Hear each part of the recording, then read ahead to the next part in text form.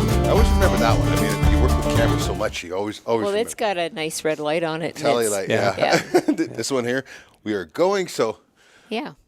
welcome to Trapping Inc. Scuttlebutt podcast, and we have a very special guest tonight. We have the director? No, President and CEO. Oh, there we go. Yeah. I already got it wrong. Yes? President and CEO of the Alberta Conservation Association, Todd Zimmerling. I got that right. You did, yep. Very good pleasure to have you, sir. Thanks for having me. And of course, I get full disclosure. Sandi happens to be the treasurer for the ACA here in Alberta. Yeah. So that's Todd and I have known each other a little longer than that, but I've officially been a part of the board for 2 years, just past my 2-year anniversary, and was just reaffirmed as treasurer for the organization. And I didn't know that. It's a big honor. As of today, yep. Yeah. Our lives are so busy; we collide so infrequently. It seems that I didn't know that you were treasurer again. Yeah. Well, it just happened this afternoon. We've been busy. So anyway, Todd, thanks so much for taking the time to sit down and chat. Maybe you can just tell us a little bit about you, how you came to be in this role with the ACA. Well, first, we got to get dirt first. I want to know about dirt Yeah, first. right back to the stories about his mom taking him to his grad. Or Oh, that wow. Oh. That will be I a don't lot of think- dirt. No, I want to know your bona fides. Like, I mean, the ACA is like everything wild in Alberta, practically. I think, and I want to know, about you. Like personally, do you hunt? You fish? Do you trap? I'm definitely a hunter and angler, and I'm fortunate enough to have a family that does it all with me. I've got a wife who outfishes me and outhunts me every single time I go out, so that's We don't always a even talk pleasure. about that. Yeah, That's Oh, you know, that's Yeah. very. It's You have that in common with yeah, him. Yeah, exactly. And I have 2 kids. I call them kids. They're 20 and 21 now. But they've always hunted and fished with us as well. So the whole family's always done that. So yeah, we're definitely very big into that. Yeah. You know, there are some things that are monumental.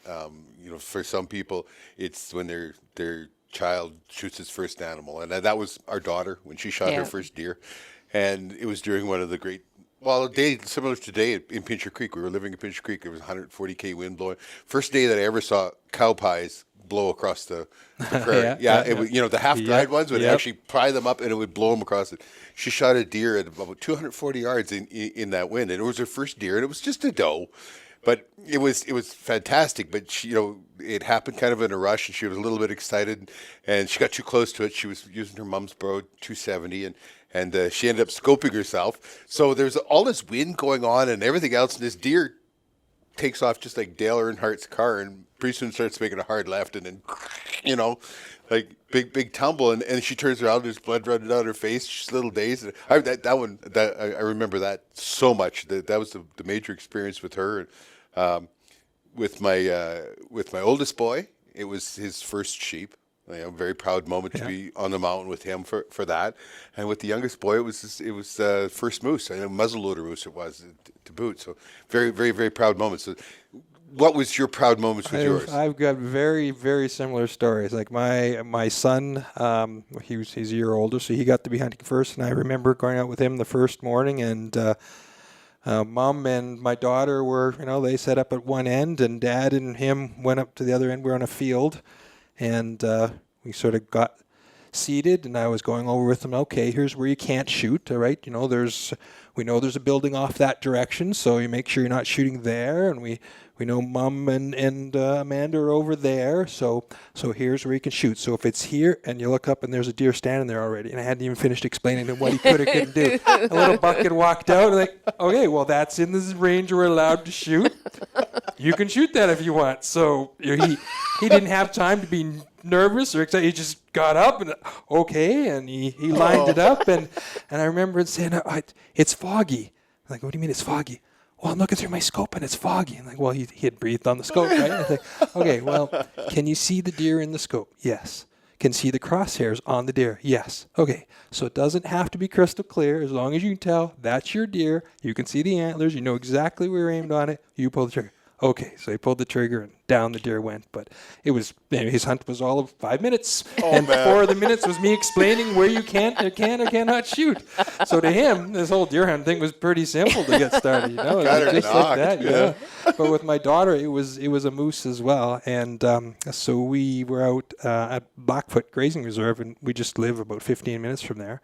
And we'd been out probably 4 mornings in a row and hadn't seen a bull yet. Had seen cows, and finally on our, I think, 4th or 5th morning, we're walking down a trail and we were looking into all the openings, and there's a couple of bulls standing in an opening, and so we sort of creep up on them and get her I got out a shooting stick for her, so she set her gun on her shooting stick, and I had my binoculars out, and the 2 bulls were sort of walking like this, and okay, as soon as the left one steps out, you can take that one. Oh, wait, no, it's the right one. No, it's the left one. So that was like a 5-minute, this one and that one. When one is clear, pull the trigger on it. And so finally one stepped clear, and she shot, and it just dropped like a stone, like straight down.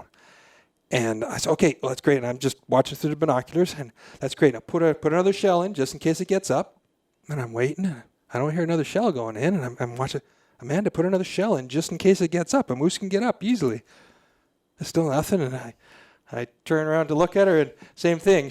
I think I cut myself. I'm great big blood running down, and yeah, you cut yourself, and she wasn't used to shooting off a stick, and so she just hadn't held it as hard, and she had the big gash across the top of her eye, and I said, well, I grabbed some snow and stuck it on her hand, like, how do we do this? Keep it, and I said, well, keep an eye on that moose. What are we doing? Well, if it happens, I'm going to shoot the other side. She said, I can't see the other side at the moment. But the moose stayed down. It was great. And then, the 2 of us packed that moose out. We had, because it was in Blackfoot, it was foot access only. So we had about a kilometer pack to get it out. But it was on a trail. We put, we got it out to the trail and got a sled and got it out. And it was a great time. And then, of course, we went home, got all cleaned up, and then I took her to the Medi Center, and she walks in, and of course the receptionist says, "Oh, what are you here for?" "Oh, well, cut my eye." "Oh, how'd you do that?" "Oh, scope." And you can see a scope, and she's looking at me, and she goes off to the room, and the nurse comes in, and "Oh, I got hit by a scope." A scope, and then I'm like, oh great, and cops are gonna be showing up here soon. I want to know what Dad's doing, and finally the doctor came, got her stitched up, and she was good. So, but then I think I'm the only one in my family doesn't have. My dad and my brother, they both have the same cut. And I said, well, no, none of one. Now you're one of the guys. So, I took one of our boys to the hospital so many times to get stitched up, and finally they said, well, now, Matt, tell us what happened. And I started to talk. They said, no, we're talking to Matt. Get out of the room. And I was like, oh, they think I'm wailing on him. So same thing, though. I was like, oh, cops are coming now. Yeah. Give the boy the look like, this is not a time to play around. Exactly. But you always remember those experiences. It was just, and they're just they so do much too. fun. Oh, absolutely, they do. Yeah. No doubt about it. Yeah. So you did it. You were raised in the life. Yeah. I've been hunting. Yeah, basically ever since I was old enough to hunt with my dad. Yeah. And your wife? She wasn't a hunter until we met in high school, actually. Yeah, you brought another one to the team. Yeah. I did the same here. Yeah. She didn't hunt nor fish, but she learned. Yeah, well, and I guess maybe that's what attracted me to her. She was willing to try it. Something new. Sure, let's go give it a try. It took her a bit to get into the big game hunting. She didn't mind at all the bird hunting, but it took a bit to get into big game hunting. But now, last year she knocked down a 183 whitetail. God, I hate those stories. Yeah, and I packed it out for her. Yeah. I got a 8.3 whitetail. Yeah. Me too. Me too. Yeah. So she's good. Yeah, she's biggest whitetail in our house is hers. Yeah. Well, mine isn't even in the house. Yeah. Well, she's got the biggest whitetail and the biggest moose in our house. That's awesome. Yeah.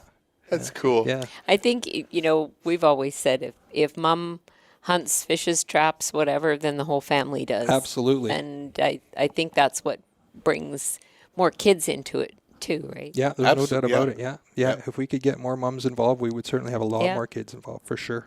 Yeah.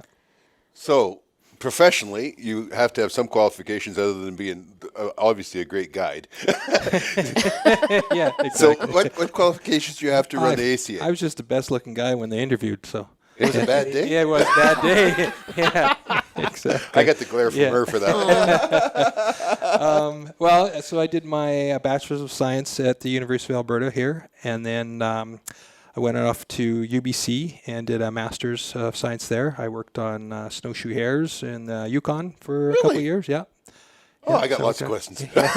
And then, I got done that, and my wife and I, we got married while we were doing our master's. So my wife, Linda, also has a master's degree in forestry, wildlife, integrated management. So we started our own consulting company in northern BC.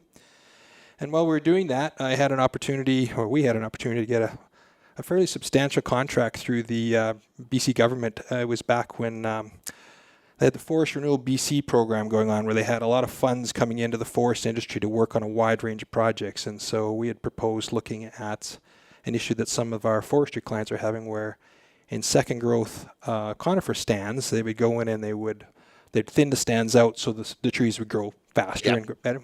But they were finding is when they spent all the money thinning these trees, and then porcupines would move in and start chewing on the bark. And in a lot of cases, they were making the stand itself non-commercial. So they damaged so many trees, it just wasn't worth harvesting after all that. So we put together a proposal to the government to look at doing some type of habitat manipulations to see, what could we do in these stands that might reduce porcupine feeding damage. And so we got a huge grant to do that, and I figured we're going to work on it for 5 or 6 years. I could probably get a PhD out of it. So I called up my supervisor from UBC that I did my master's with and said, would you mind taking me back? And he said, well, do you have your own money? And I said, yeah. And he said, sure. All right.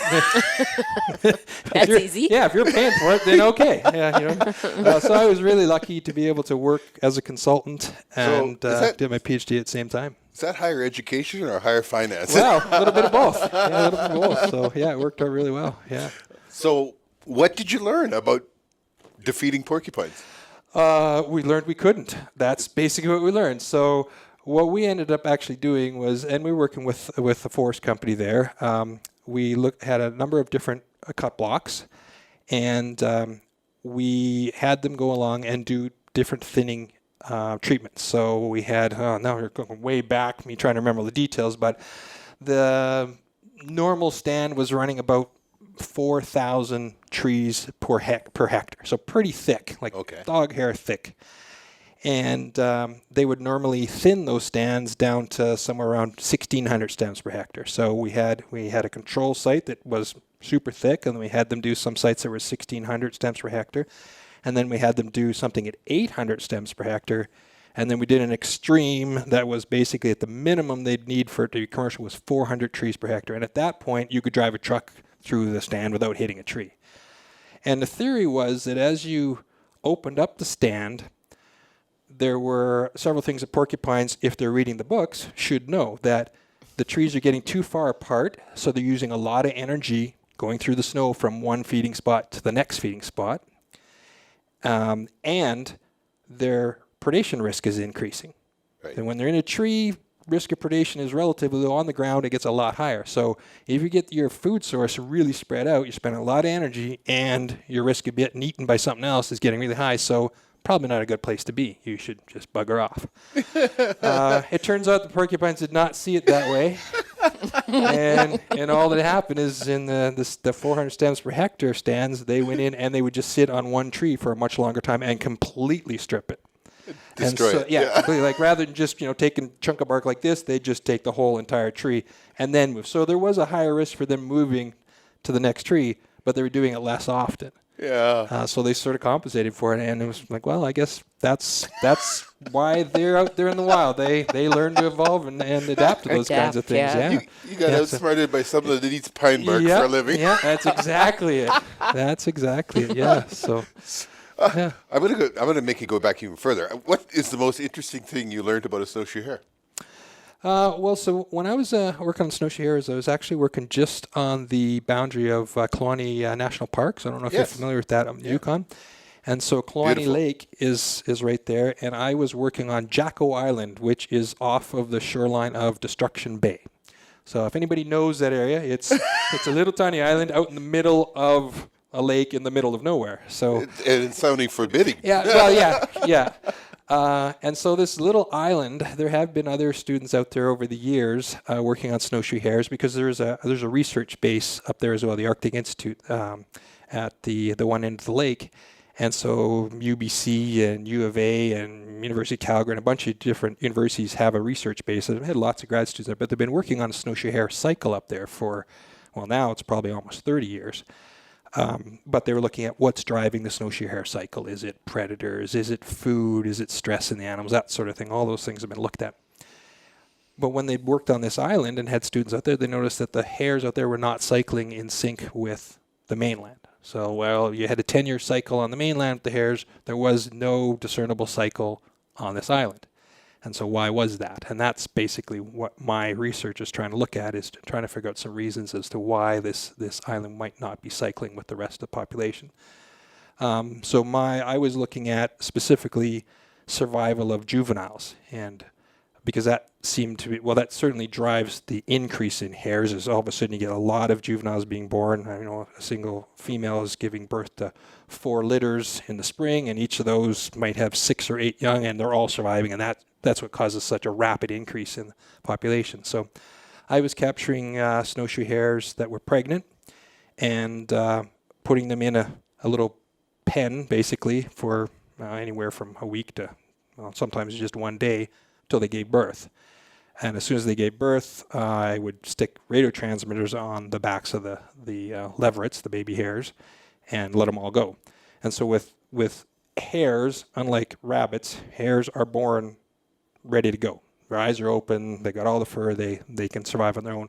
But what they do is they stick around close to where they were born, and the female will come back every once in a while to feed them. So she'll go to the log they were born beside, and they'll all come to her, and she'll feed them there for the first, week to 10 days, and then they'll get a little bigger, and they'll start to move a little further away.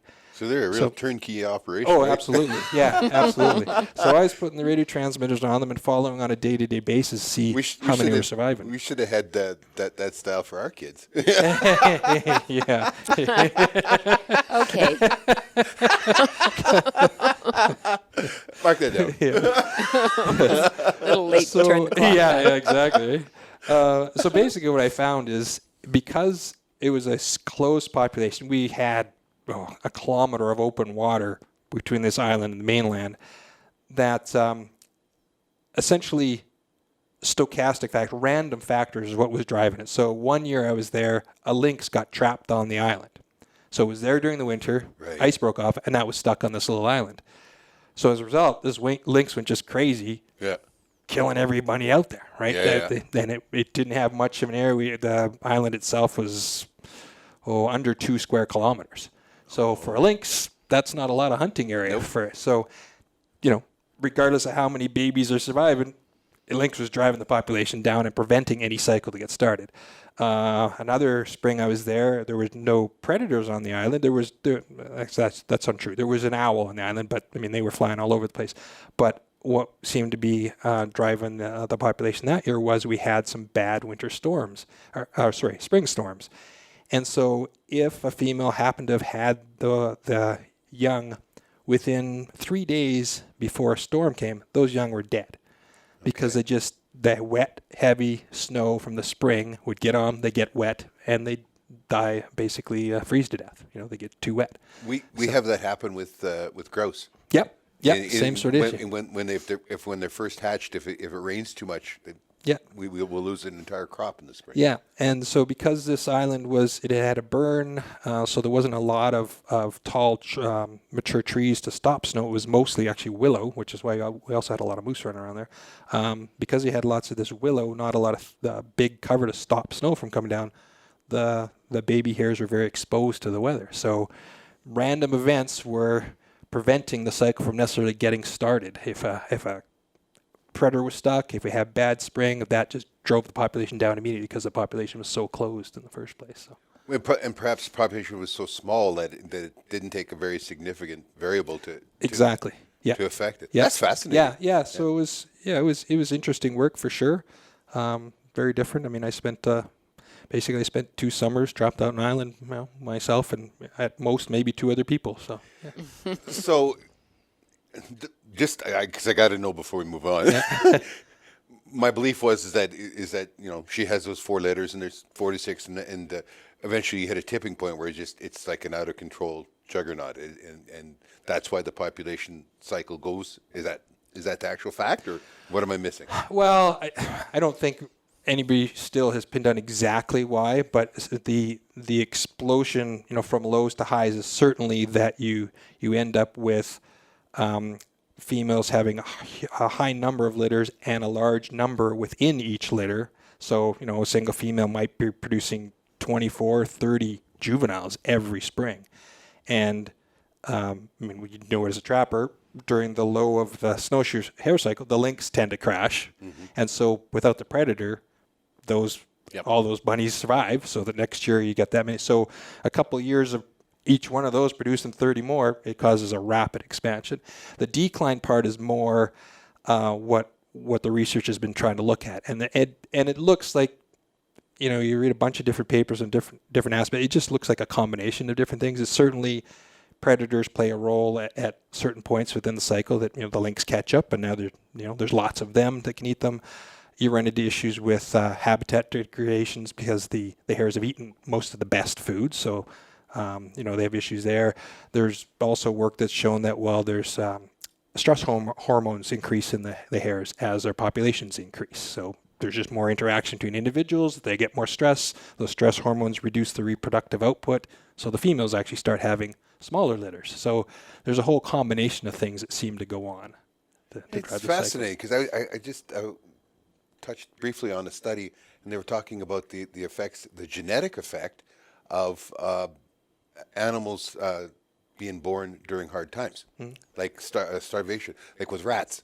Rats that were born to a mother who was starved and underfed, and that she might abort some of them, but the ones that were born, they were genetically or had genes turned on in them that caused them to eat faster, eat everything in sight, grow faster, grow stronger, breed earlier. And that was the evolutionary reaction to the mother being in a hard time, and that this sometimes passed down through 4 generations in the rats. Yep. And they're thinking perhaps what this research was all about was obesity in humans, and if that had anything to do with it. I know it's just because I like eating. Yeah. But they think all those obese people are having hard times? I don't know, all right. They might be stressed, but I don't know how hard the times are. Yeah. So it was fascinating anyway. Yeah. So you became a master, or did you get your doctorate? I got PhD. So PhD, your doctorate. Good for you. Congratulations.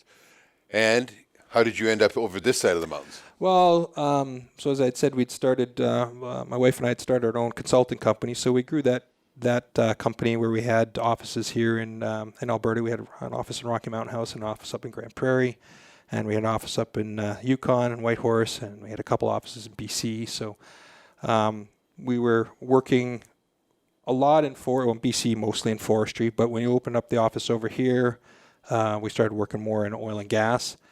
And, to be honest, we opened our office, I don't know if you remember, it's got to be almost 15 years ago now, when DFO really ramped up their presence in Alberta. They showed up, they had, I think they had maybe 2 or 3 people, and then they decided, no, they're going to ramp it right up, and they came in with 40 people, and all of a sudden, the Fisheries Act was being enforced. And DFO, define DFO? Department of Fisheries and Oceans, okay. Sorry. Yep. So there was a lot of companies that didn't know how to deal with the Federal Fisheries Act because it hadn't really been enforced much here in the past. We were lucky in that we had been working in BC all this time, where Fisheries and Oceans was there all the time. That's all we dealt with. Yeah. And so we actually, Linda and I, my wife and I, moved back to Alberta.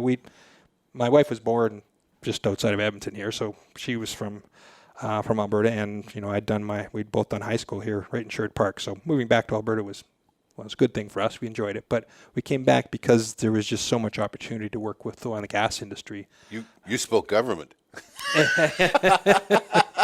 Basically, it's an unknown language to many people. Yeah, and it wasn't even that these oil and gas companies didn't want to follow. They just didn't know what they had to do to follow the rules because it just hadn't been enforced. So from there we just sort of grew the business significantly with that kind of work. And after 10 years, we were approached from a national engineering firm out of Toronto that was trying to grow, and we were at the point where we'd grown too big to compete with the mom and pop shops anymore. 2-person crews can, they charge a lot less than what we could, but we weren't big enough to compete with the national firms, so we were stuck in we either grow ourselves or do we merge with somebody else. So we ended up selling to a national firm, and I worked for them for a couple of years. Found I just didn't like working for somebody else that much. And so when this position at ACA came up, I was quite interested in it. And the truth is, I got into biology in the first place because I liked working with wildlife. I liked the outdoors, fish, wildlife. That's what was interested to me. I'd become essentially a regulatory expert in the consulting world. So my job was sitting in boardrooms in downtown Calgary and, figuring out how the next multi-billion-dollar pipeline was going to get through and making sure all the paperwork was going to be done properly and all the assessments. And I wasn't getting to really deal with wildlife or fisheries at all. You didn't like having your hat handed to you. You'd rather have your hat handed to you by a porcupine than... Yeah, basically. And, I looked at ACA, and the truth is, I didn't know a lot about ACA when I was first approached, and, I was actually, my name was put forward by a former employee that had been working for me as a consultant and had taken a position with ACA, and I guess he passed my name along to the committee that was looking at recruiting people. And, I looked into it, and the more and more I looked into it, this is actually more why I got into biology, the hunting and fishing aspect, conserving habitat, working with hunters and anglers. That just seemed like a lot more fun than as much fun as the oil and gas people are. Working with the hunters and anglers seemed like it would be a lot more fun. And, it's been great. So what is the mission of the Alberta Conservation Association? So essentially what we want to ensure is a future Alberta that has fish, wildlife, and habitat for all Albertans to enjoy, value, and use. And I think one of the key things we have is that use part of it. The use. Yes. I mean, a lot of, I won't say a lot, other organizations are very concerned about conserving wildlife and fish, but they're not necessarily as concerned about ensuring people are able to use them. There's some consumptive use is certainly what we're interested in. Yeah. People don't understand is that you can't put that wildlife on the shelf. Yep. You can't. And not only that, that it doesn't work because you end up creating more problems with population than that. But the fact is, then it loses a value to the humans. And it's one of the things when people talk about hunting in Africa.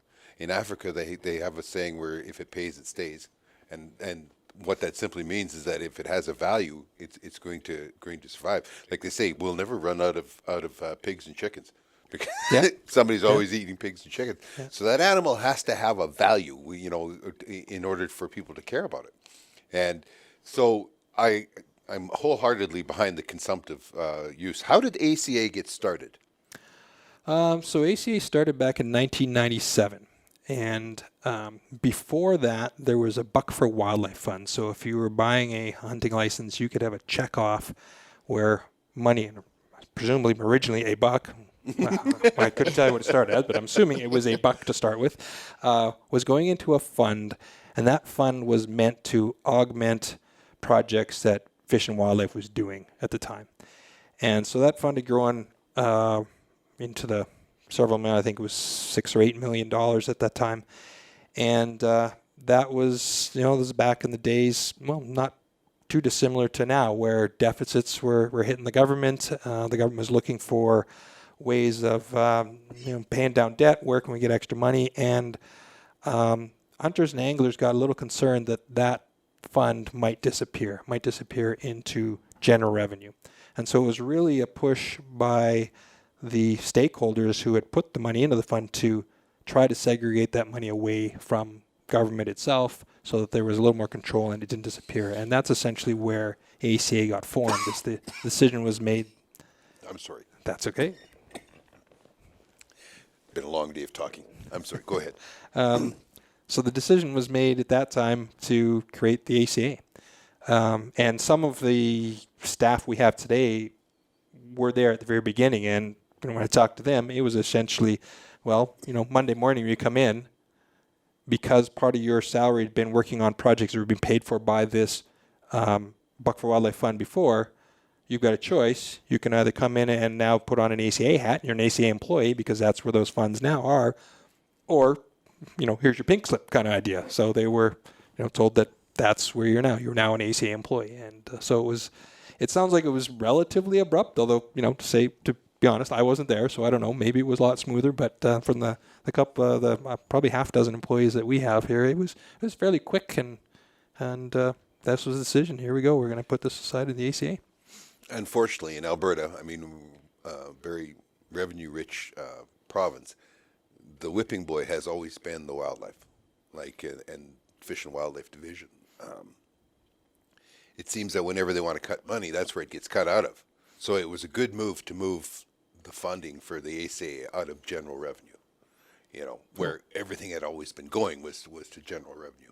Yeah, absolutely. Yeah. So from its original mission or idea, how has it changed? Well, I don't think the mission has changed as much. Certainly, I think how we operate and interact with government has evolved over time. Clearly in the first couple of years, it was basically government staff that had just, put on a different hat. So it was very government-like, and I think a lot of the direction of what they're working on, that sort of thing, came directly from, the local biologists that needed to do this, that, and the other thing.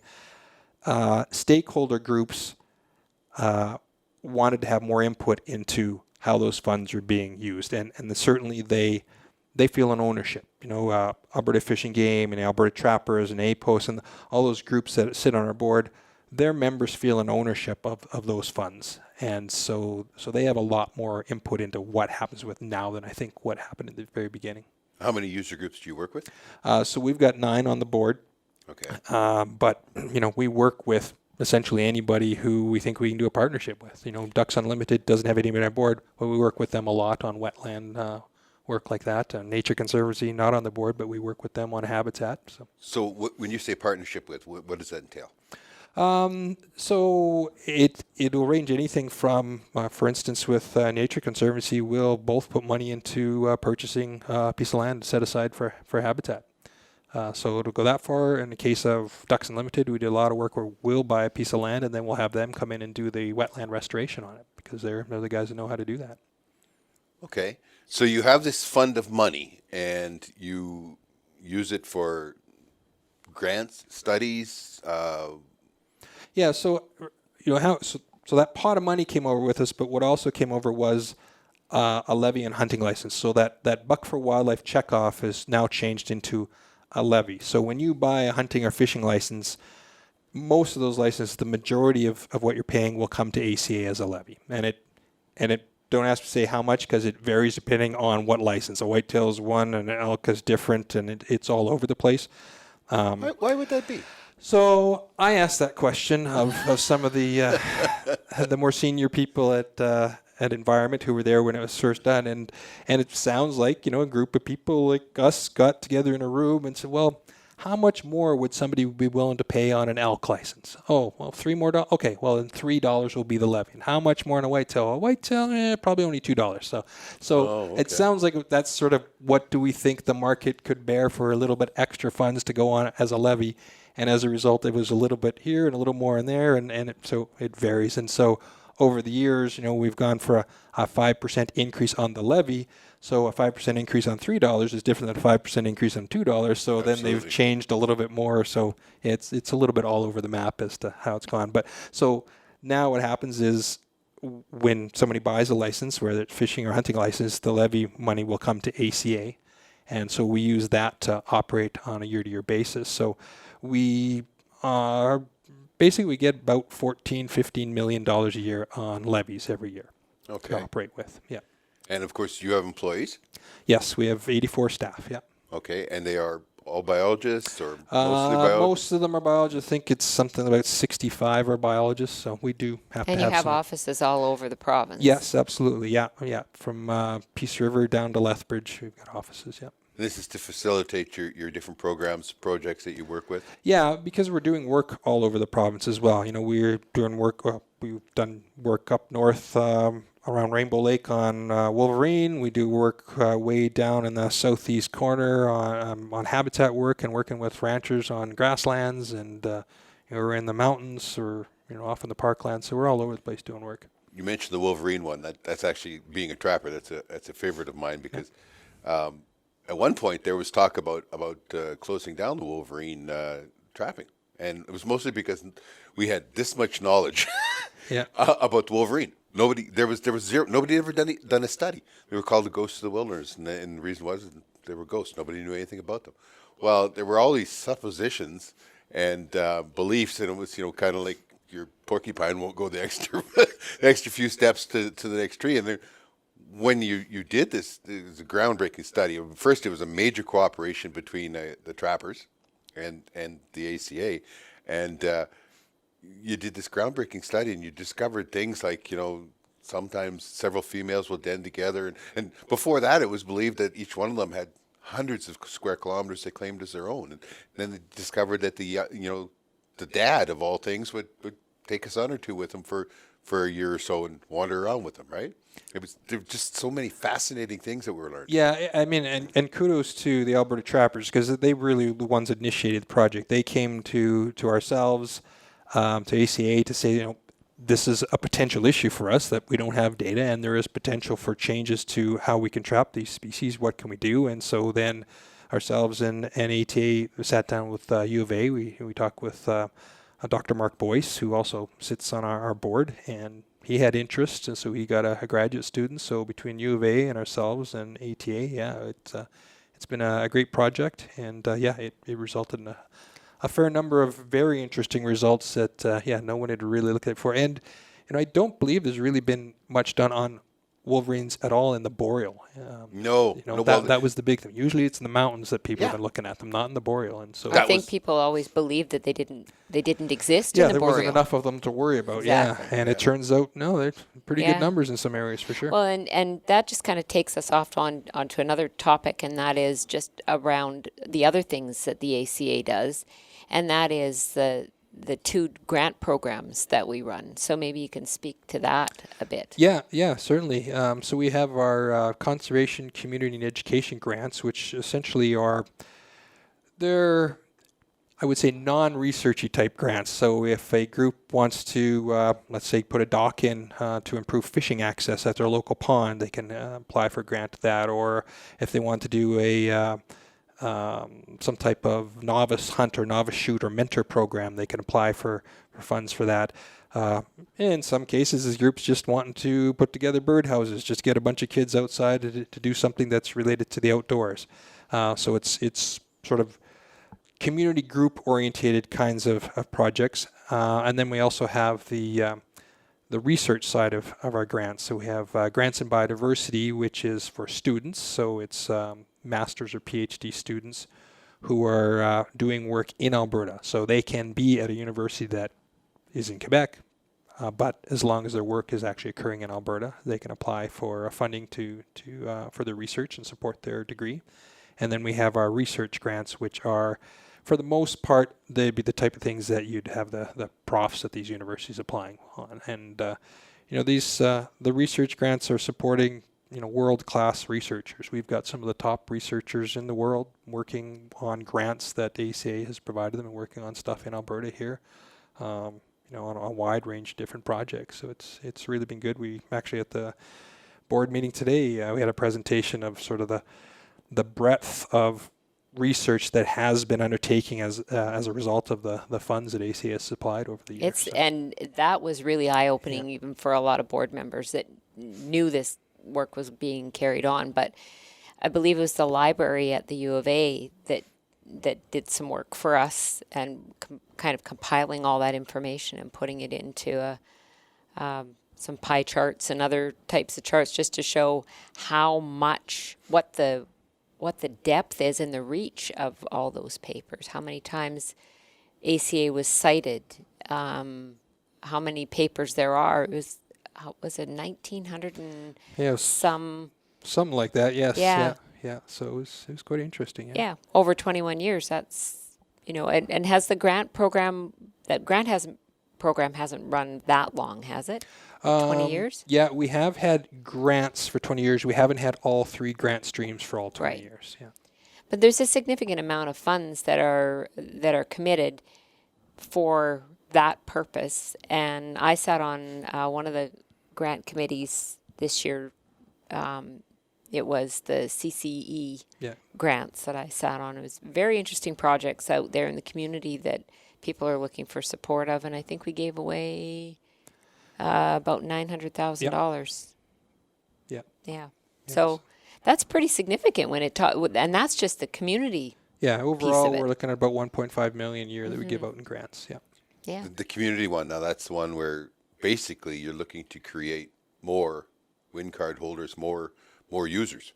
Well, at a certain point, yeah, I think that's the hope, but it's also the piece around conservation and Right. awareness and But bringing people into the outdoors. Right? yeah. That's certainly an aspect, yeah, or restoring habitat. Some of the groups will apply to be able to plant willows on their local creek to try and improve the water quality in the local creek, that sort of thing. So it is, yeah, it's a wide range. Basically, it's just non-research. It's on the ground trying to do things either with the kids or with non-hunters or fixing habitat or, just a wide range. And some of our partner groups are involved in applying for those grants as well, right? So you don't have to be, not affiliated, Right. but lots of our user groups have been involved. Definitely. In that. Alberta Fish and Game gets funds. Alberta Hunter Education Instructors Association, they get funds. Wild Sheep has got funds. Yeah, APOS, Alberta Trappers has Alberta got Trappers, funds. yeah. So the member groups are encouraged to apply as well for various things. Yeah. That's good. Yeah. So what would you're supposed to be non-partial, but I know. What is a favorite project that's going on right now, or a favorite research, something that's got your interest with, something that's not got to do with snowshoe hare, but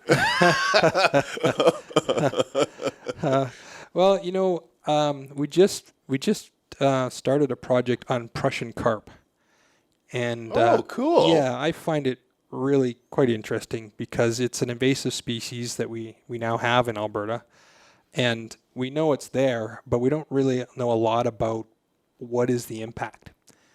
How did it get here?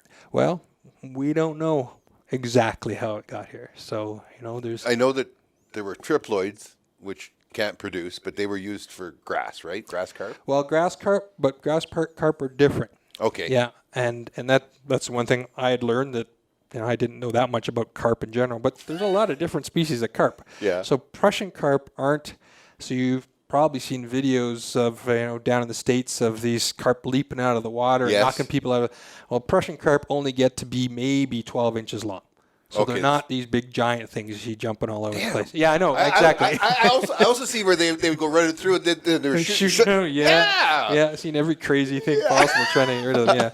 Yeah. So Prussian carp don't get that big. How they got here, we don't know. It may have been through the aquarium trade. Who knows? We don't really know. But what we do know is we now have them. They're in the I believe it's the Upper Bow system now, and a couple other watersheds, but we don't know to what extent. And more importantly, we don't know how negative their impact is. Okay. I mean, so far we haven't seen any dramatic impacts because of the carp, but it's a species that is highly adapted to be invasive in that the females don't need a male of the same species. Basically, they can use the sperm of essentially just about any other minnow species that we have. No way. Yeah, so right, so they literally have no need for males of their own species. So, yeah. So if we have a red horse sucker have one too many at the bar that night, Yeah, that right? Prussian carp's looking pretty fine. And they can survive in very poor water conditions. They can survive in low oxygen conditions that our native fish cannot survive in. They are very durable, Yeah, aren't they? so it's Unbelievably. just the ultimate invasive species. So the question is it worse than a brown trout? Yeah. Because the truth is, a brown trout is an invasive species, right? Yep. We brought it in. But now we find it a trophy fish. So is a Prussian carp something we have to be really worried about? I mean, my assumption is it will have some impact on our native fish, but how bad will the impact be? And that's really what we want to start taking a look at is this something we need to spend a lot of resources on to try and control, or is this something we just sort of have to keep an eye on and sort of monitor it?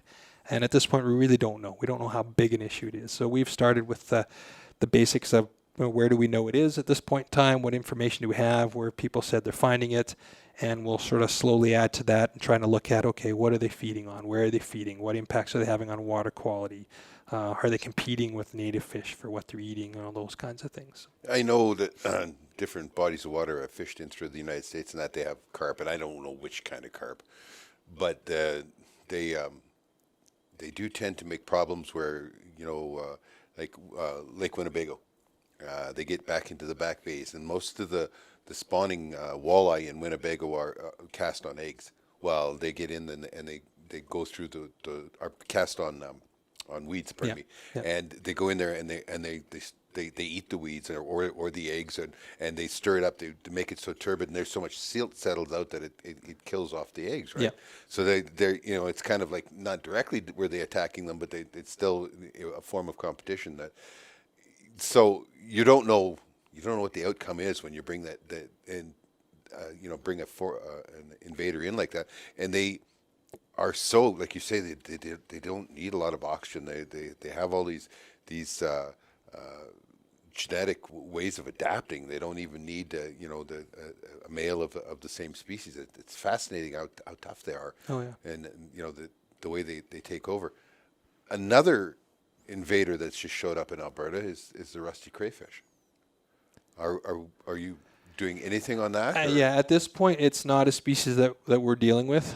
But yeah, it's something again that we don't really know a lot about. What the impacts are going to be. But I imagine it will be something we'll probably end up looking at eventually. But yeah, right now it's not on our list of projects to be undertaking for this year. I know we've just had a problem with whirling disease, and we're learning, through the studies and that it's not that it was introduced; it may have always been here, and that through some way it was triggered or it suddenly became active. Am I getting this right, or? Yeah, I think you're right in that I think there's debate as to, depends on who you talk to, is whether or not they believe it has just arrived in the last couple of years or whether or not it's been here for 10 years and we just didn't notice it. Yeah, I think at this point, I don't think anybody really knows. I think there's a lot of theories about what's going on, but we really don't know. All we know is, where we're finding it now more than anything else, so, and it's spread across, a good chunk of the province at this point. And it affected part of what the ACA's mandate is in terms of stocking ponds and whatnot with rainbow trout.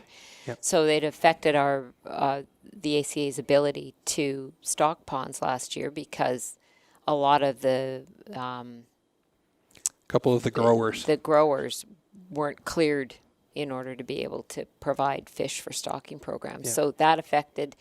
But, I mean, maybe you can speak a little bit to that too, Todd, because there's been a lot of really great things that have enabled the Kids Can Catch program and where that has come from. It's come from a lot of what ACA has done in terms of stocking ponds and other habitat that we've rehabilitated. Yeah, certainly. Yeah, we stock ponds across the province, and we've been trying to encourage more and more people to get out and use those. And what we've been really trying to do is get, I'd say, urban families is really what our target is, trying to get urban families interested in either trying it for the first time, or in a lot of cases it's remembering that you used to do it as a kid. And it's amazing the number of times so basically a Kids Can Catch event is essentially usually, like we do one in Fort Saskatchewan here. It's a long weekend, or it's a weekend where we, on a Saturday, we invite people out. We will provide them with a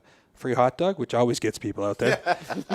So they get a If you hot feed dog them, they and will come. Yeah, exactly. Something to drink, something to eat, and we'll provide a fishing rod, and we'll provide mentors there to show them how to use the fishing rod and what to do. So there's a bunch of volunteers that come out to help people learn how to fish. And So that's in the summertime. That's in the summertime, yeah.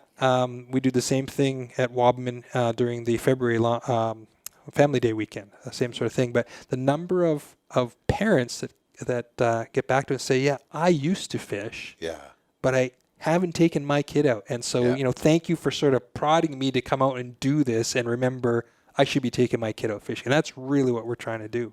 So it's been, but the Wabamun event is really quite interesting. We've had, I think we had 1,100 people out there. And, Wow. was it last year before? This last year was a little colder, so not as many, but huge numbers of people coming out on the ice there. And was really encouraging to see is a lot of new Canadians coming out. And, it's something that in some cases maybe they've never had a chance to do from, where they'd grown up, and it's something they're really interested in. And a lot of times you talk to them and it's something they see as it's Canadian. Ice fishing is Canadian, and I want to do something that's truly Canadian, right? Yeah. But you're dealing with people who've never been on ice before, and the number of people, our registration tent is on Wabamun Lake, and they get out there and they're asking, where is the lake? And you're standing on it right now, and you can see their eyes kind of like, I'm on top of the water right now, and so it's a completely different experience. But boy, they're sure keen, and they really want to get involved and do it. And it's been a great time. We had this past year all kinds of enforcement officers out there that were helping out, getting to talk to people and showing them how to set the jig up and put some bait on, and it's really a great time. It's so funny when you talk about that, because I had a fella in Calgary who was a buddy. He was in oil and engineering. He had a friend come up from Texas, and he wanted him to go ice fishing because guy in Texas nothing like this. This is crazy stuff. So we could get him, and it was cold. It was one of those like minus 30 mornings, right? So we're driving out onto Pigeon Lake, and of course you get out there and it's just before daybreak, shut the lights off and it's quiet. And of course, minus 30, the ice starts to crack and boom, right? Yeah. And he was terrified. Listen, I'm terrified when that happens. My wife does not like that at all, no. And he's standing there, and all of a sudden, you have one of those when you start drilling a hole and all of a sudden it just cracks and shoots out away from you. And it goes right underneath his feet and he jumps in the air like a scared cat. And he says, my God, I felt that one. He says, you're sure this is a 4,000-pound truck sitting there. We're fine. Don't worry about it. Yeah, it's when it doesn't crack. That's when you should be worried. Yeah. But the best part was we had a great day of ice fishing and that. And he was just like an old hand at the end of it. We're driving home, and then of course warmed up and sunny in the afternoon. There's some kids. They've got the snow cleared off on a dugout and they're playing hockey. Well, he had me stop, and he must have took 1,000 pictures of kids playing shinny hockey on a farm pond. Yeah, well, the stereotypic Canadian right there. Right? Yeah, that was that's a Norman Rockwell painting right there. Yeah, exactly. If he was Canadian, because and it was just something that was just every day of our life. And we connect with people all over the world through Trapping Inc. And I just had a fellow from Georgia, and we were talking back and forth, and he was saying, what was the humidity up there and that kind of stuff, and it was this was last week, right? And it was, I don't know, it was 70 or 80 in Georgia, and he hates that 100% humidity. I says, well, our humidity is pretty high, right? And it was at 80%. He says, 80%? How can it be that high there?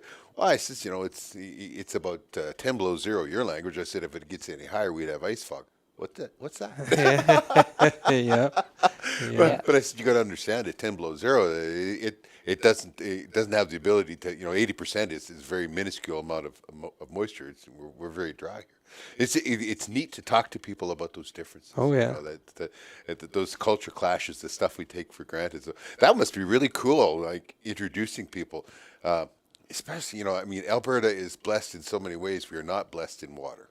We don't have a lot of bodies of water in that. So, for people to be able to get out and experience the ice fishing like that's very cool. Yeah, absolutely. But, they're not blessed in bodies of water, and I think this is it's a story that we as Albertans have accepted without questioning. We don't have much water compared to Saskatchewan and British Columbia, but I would challenge people to take a look at how many bodies of water you have in Texas.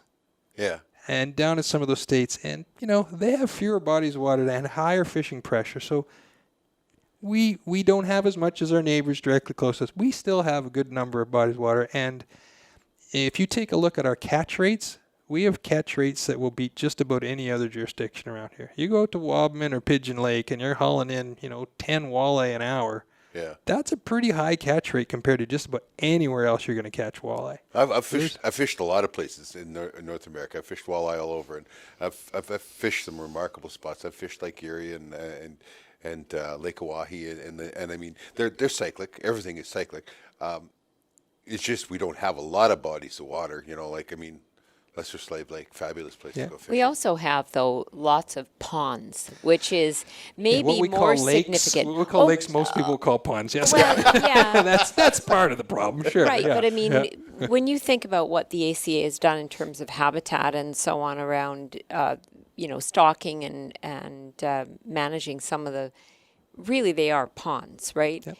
But so there is opportunity for people to get out, not very far from where they live, and participate. I mean, Fort Saskatchewan's one opportunity, but they just ACA just stocked one in Grand Prairie, right by the county sportplex, and that's been a huge success. So more and more of those kinds of good news stories get more people out and looking for those opportunities, and that's one of the big successes of ACA. Yeah, that's certainly something that we're trying to do more of, is stock urban ponds, because that's really where where we want to give the opportunity for people who are living in cities, is the opportunity to fish. But it is a tough sell for a lot of municipalities to convince them to let us put fish in their pond, and a lot of it revolves around perceived liability risks. Really? Yep. And I've heard everything from, the water the water might be contaminated, so we don't want people near the water.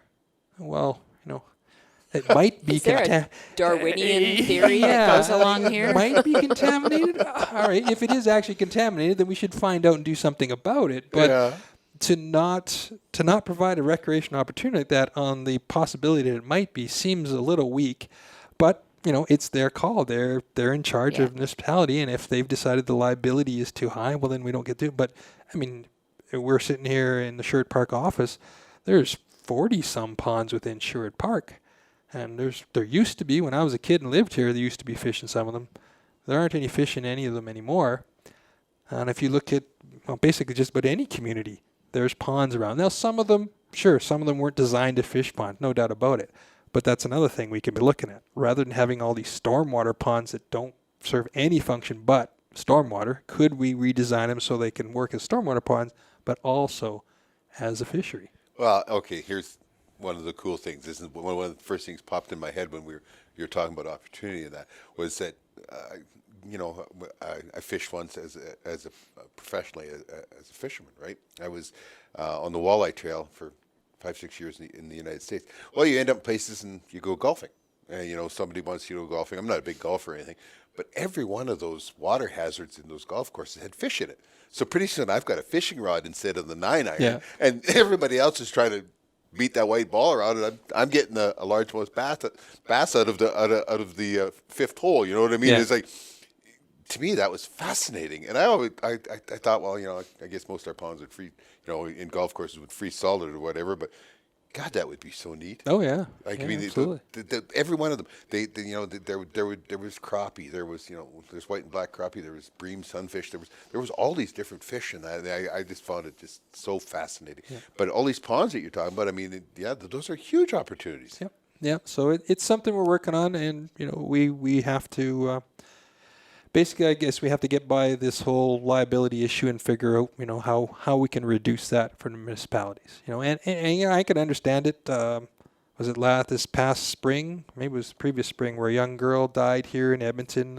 She went in to, I think, rescue her dog, and got stuck in the mud. So it's a tragic story, absolutely, no doubt about it. So there are some risks around some of these ponds for sure, but there's risks to getting out of bed in the morning. There is, absolutely. Absolutely. So, so that's something we have to sort of try and balance and figure out how we can get around that. But boy, it sure would change the landscape here in Alberta if everybody was within 500 meters of a fish pond. wouldn't it? Well, and I purely from a selfish point of view, as a rural redneck living out there, living the good life, I know that my future use of those resources depends on the urban people understanding it. Absolutely, it does. And that's where I really like what you're doing here. I didn't know anything about this. You don't tell me anything. You don't tell me anything anymore. It's all a big secret. Yeah. I guess so. So there's a couple of other things that I wanted to bring up too, because I think it's really important, because it's not just about fish, and it's not just about grants, but it's the Harvest Your Own program for hunting, and then also the land, the conservation lands that the ACA has acquired and works in partnership with other groups and whatnot. So maybe we can talk about those two things. So maybe Harvest Your Own first. Yeah, so basically Harvest Your Own, we've got a separate website now, harvestyourown.com, but the whole concept was around this, trying to get, I would say, the non-hunting public interested in wild game by not talking about it as hunting, but talking about it as food. So we've got a huge movement out there of people looking for, no added hormones, no antibiotics, free range, you name it. Ultimate organic. Which that's what, when you hunt, that moose you shot has all those qualities. Yep. You know that it's been ethically killed because you are responsible for it. You know how the meat has been treated, for literally from field to fork. You know every step because you're the one doing it. And so that was sort of the campaign we've launched, is to try and target those people. And to be honest, the research shows it's younger people in that 20 to 35 range, and that's really what we're trying to do, is get them interested in the idea. If that's what you're looking for, check out wild game. Check out the idea of harvesting your own food. And so we developed the website, and it's got everything on the how-to, where you'd go to get a license, where you get your training in the first place, how you get your possession and acquisition for your rifle itself, then where would you go to actually harvest animal, and then we have videos on, okay, you've shot a deer, now what do I do? Well, there's how to clean it in the field and how to deal with it when you get it home, and then there's recipes. So it takes you through what should be all the steps that you'd want to go from, I have no idea what I'm doing, to master cook at the end. So that's essentially been our goal. You can check out the recipes, the master cook part. Oh, wow. No kidding. Wow. Now, there are some really good recipes on there. I'm not saying you need them, but I can tell you that my wife has grabbed a few of the recipes and done very well. Well, Brad Fenson's a good friend of ours, Yes. and he is he's got some skills. Yeah, that and guy. that's where a lot of the recipes came from. Yeah. Was Brad. He was really a great help, with Brad Fenson Outdoors there, helping us out with articles and with recipes and that sort of thing. And yeah, it's been good. Interesting, I do a lot of waterfowl hunting and snow geese. I shoot a lot of snow geese, and most people you talk to, snow geese. Well, your favorite recipe for snow geese always starts with, "You're not even gonna know it's goose." Yeah, exactly. Right? Yeah. Most people tell you use the rock method. You boil it with a rock and then throw it out and eat the rock. Yeah. And to be honest, for years it was always good. We shot some geese. Yeah, we'll have them. But no, with cooked properly, these things cakes. You wouldn't tell it was goose. You wouldn't tell it's snow goose. I heard it's one of the awesome. board members yakking away about speckle Speckle-bellies. bellies and saying that they're awesome. We haven't had an opportunity to have any of that. We did one time. I brought some specks home from a hunt, and they were good. We wrapped them in bacon. You didn't even know you eat goose. Well, how can you go wrong with bacon? Well, exactly. That's right. Yeah. There's no doubt. There's a big difference between a speck and a snow goose for sure. But I encourage anybody, if you're new to it, or if you are a long-time waterfowl hunter and have some reservations about eating waterfowl and what they taste like, go to that website and check out some of those recipes, and I'll guarantee you'll have a new appreciation for the waterfowl for sure. So, what's your response been to this? It's been really good. Program? Yeah, it's been really good. We've certainly had a fair good uptake within the public, and we've had a good response out of getting support. Like, we've run a bunch of different, campaigns or giveaways on the website to try to get more interest, and we've got a number of different companies that have thrown us some basically some swag to give away, and it's been really good. So a lot of support out there in industry as well. Yeah. Biggest surprise? What you weren't expecting, or something that You know, the biggest surprise is we've run a bunch of different ads on TV, and we had billboards in Calgary. And the biggest surprise is the lack of pushback. Yeah. I haven't had a single anti-hunter or anything like that. And I think the reason is because our messaging isn't about hunting. Our messaging is about Food. organic food. Yeah. And trying to change this discussion. We're not talking about hunting. We're talking about this is a food source. I know, and you've changed the focus. Yes. You've taken out the hunting, the trophy aspect or the killing and all that. It's now food. Yeah. And people take a step back. I think Sandi and I get very, very little feedback, very little negative feedback on the trapping and that. I think it's because her and I are so boringly normal. You know, we are just boringly normal. Well, One of you can speak. One of you is. You notice he's not pointing fingers.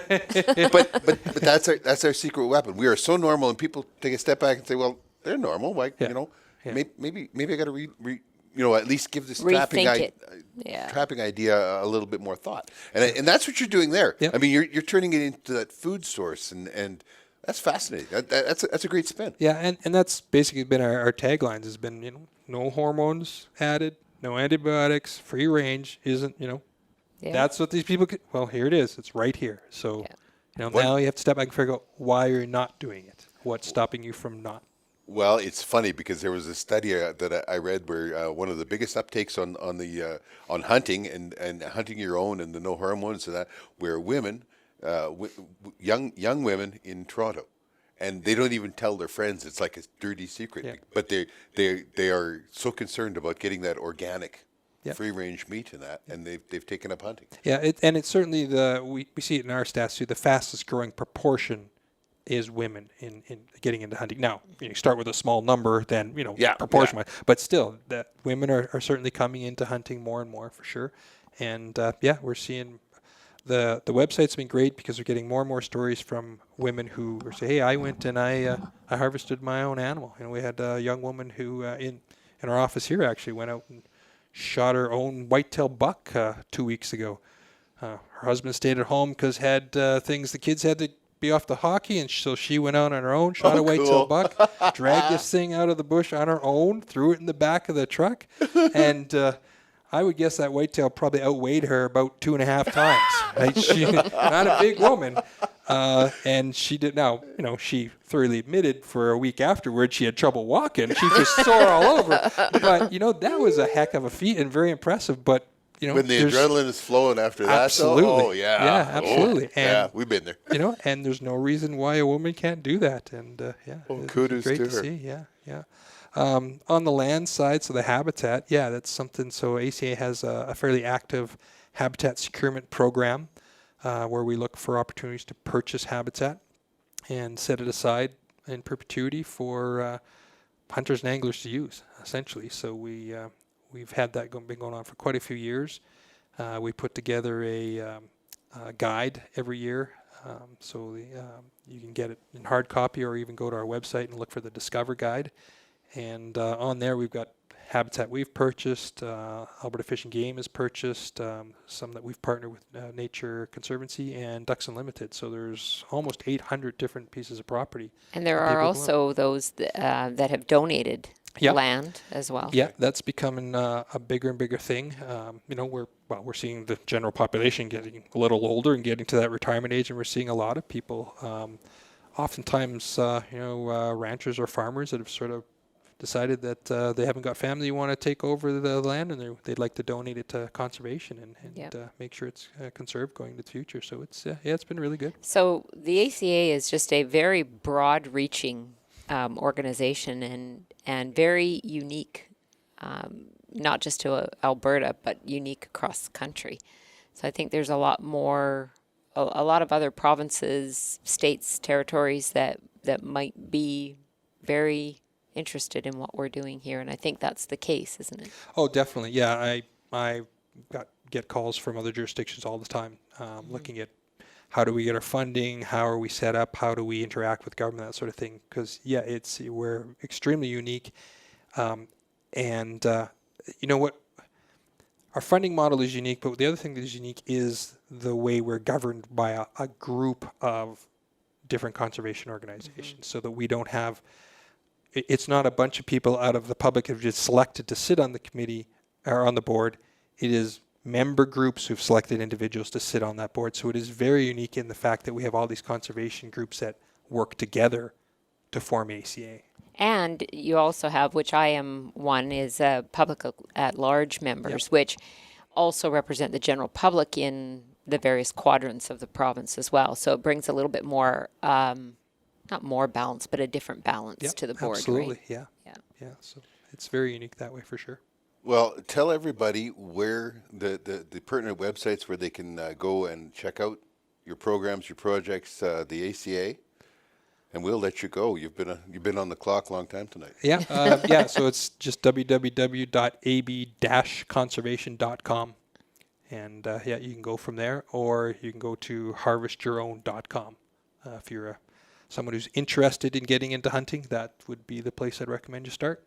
It's been an absolute pleasure. I've enjoyed talking to you. I'm going to pest you forever about them rabbits. Hares, not rabbits. Yeah, hares. Yeah, Okay. yeah. So the truth is, though, you question about the rabbits, not a problem. But the truth is, my one claim to fame in the world is that I am one of 3 porcupine experts in Western Canada, because only 2 other people have actually worked on porcupines. That's how important they are. That only 3 of us have bothered to do it. So. How big a discount does that get you at Tim Hortons? Yeah, exactly. That's it's a good party conversation, but other than that, it hasn't really done anything for me whatsoever. Thanks a lot, Todd. Right, I know thank it's you. been a Thank long you. day. Yeah, I and appreciate yeah, it. it's great, though, to have you here and tell everybody a little bit more about what we do here.